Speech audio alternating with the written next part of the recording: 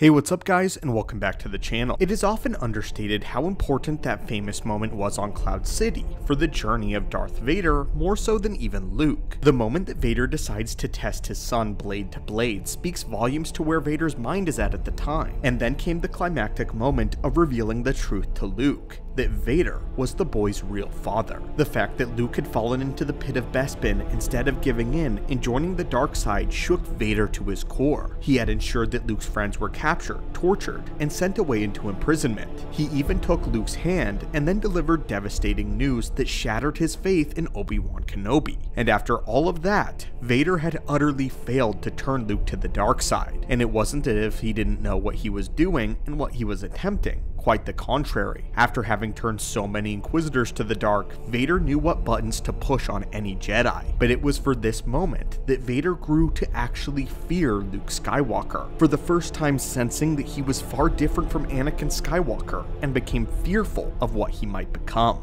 If after all of that he did not embrace the dark, what would happen if he finally did? My friends, in the 2020 Vader comic run, we learn all of Vader's thoughts and reactions in canon after seeing his son in action, and how Vader grew to fear the power and destiny of Luke Skywalker. So without further ado, let's dive right into today's holocron. Throughout a great majority of the time of The Empire Strikes Back, Vader had become obsessed with finding Luke and was doing his best to track the young boy down, also attempting to learn as much about him as possible. He had survived what Vader had thought was Padme's death. With this question, Vader was concerned with who had raised him and made him so weak. Why had he not been trained as a Jedi yet? All of these questions were burning around inside Vader's very mind, and he couldn't free himself and needed the answers. The Emperor had desired to turn Luke to the dark side and make him an ally, but after Bespin, Vader was beginning to rethink the entire plan, concerned that the power of Luke may be beyond what Vader understood. When he had cut off Luke's hand, he had felt the power buried deep within his son. Luke had managed to land a glancing blow on Vader's shoulders just moments before. Clearly the boy had promise and couldn't be used for the Emperor's whims. He was meant for more.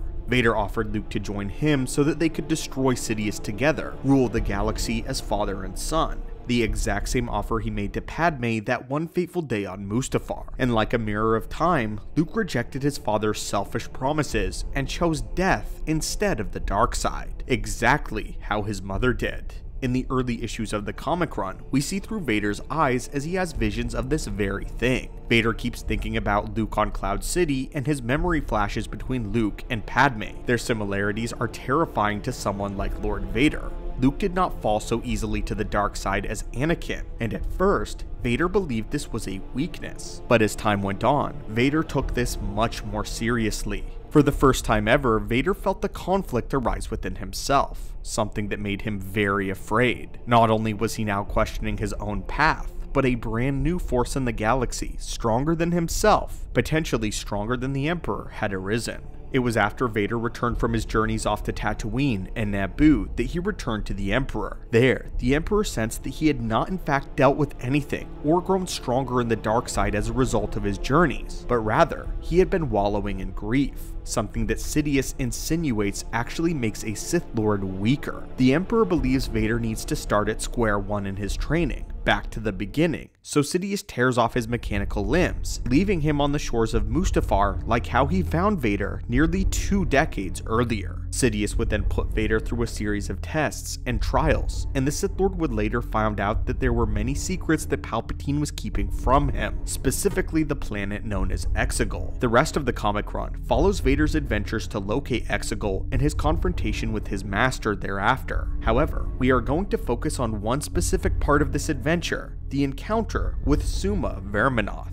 Part of Palpatine's test was trying to stop Vader from reaching Exegol, to which he put Sly Moore on the task. Sly Moore would chase Vader in a Star Destroyer, as well as a fleet of TIE fighters before backing him into a corner near the nebula that was the gateway to Exegol. Sly Moore knows of the creature that defends the nebula, a giant creature which is a subspecies of the Suma Verminoth, a massive force-wielding creature 2 times the size of a Star Destroyer. And the worst part is, the subspecies has the gift of telepathy. The creature drives pilots insane by infiltrating into their very minds, luring them closer to her reach with her massive tentacles. Vader decided to fly right through it all and activate the Wayfinder so that he could reach Exegol. forcing his way past the Summa Verminoth regardless of the consequences. And here, Vader got visions. He first sees Ben Kenobi declaring that if Vader strikes him down, he will become more powerful than Vader can possibly imagine. Vader tries to resist these visions, knowing that they are nonsense. But then he sees himself standing over Luke on Bespin when they first met. As Luke slowly ascends the stairs, the scene flashes to when Obi-Wan had been on the High Council. Then, just as Obi-Wan had taken Anakin's limbs, so too did Vader take Luke's. But strangely, Vader's mind then begins to switch their positions, and he sees himself on the beach of Mustafar, and over him is not Obi-Wan, but it is Luke,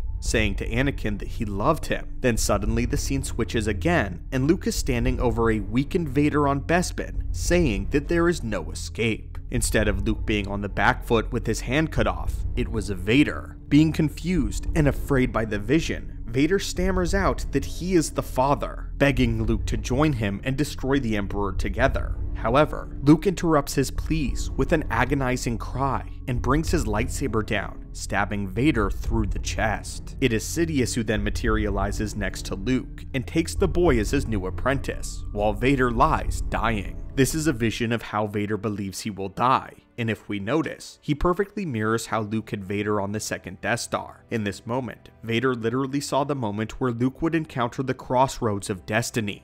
Vader had seen it. It is absolutely fascinating that Vader saw this moment far before it happened, and it now makes even more sense as to why Vader seemed apprehensive in their duel on the Death Star. The conflict had arisen in him, and that fear had returned. We always spoke about how Vader didn't seem to fight at his full capacity against Luke in Return of the Jedi, and this was of course due to age, as well as more importantly, the conflict. But now we realize that it was more so fear that was staying the hand of the Dark Lord. He had goaded Luke into the dark side and didn't realize what he unleashed until it was too late. Vader lied there on the ground, handless at Luke's mercy, just as he saw in the very vision. Palpatine cackles behind the young Jedi and urges Luke to kill his father and take his place at the Emperor's side. The same proposal that Palpatine gave Anakin back on the Invisible Hand with Dooku. Vader realizes how much he had been played and knows now that there is nothing he can do. So long had Anakin been the master of his destiny, and now Anakin was rendered completely helpless as he watched his vision of the Summa Verminoth become reality right in front of him in the form of his son. Which is why this moment is so very impactful when Luke once again rejects the darkness and tosses away his weapon, disrupting everything that Vader believed to be true. For his whole life, Vader believed that anyone was capable of turning to the dark side, embracing power, vengeance, and pain. He felt as though it was a simple truth that the dark side was stronger, and anyone who gave into it would always fall. The moment that he is at Luke's mercy, he has absolutely no words. Vader pretty much has accepted his fate at this point, and can feel that it is his son's destiny to strike him down. Everything he had done in his life was now about to come back around and bite him, and it would be at the hand of his own son, the very last thing he had of Padme, while Sidious cackled in the distance. And then, Luke turns and throws away his lightsaber, declaring not only himself a Jedi, but Anakin as well, shattering the lie that was the dark side entirely to Vader, and piercing the light through the dark vision. I personally love this, and think that the vision is an excellent addition to the canon lore. It gives so much more impact to an already perfectly themed scene in Return of the Jedi. But of course, we want to get your opinions as well. What do you think of this vision that Vader had, and the intense fear that he developed over Luke? How do you feel about this all culminating to the return of the Jedi in Anakin Skywalker? And was Vader correct to fear Luke? As always, my friends, thank you so much for watching the channel today, and may the Force be with you.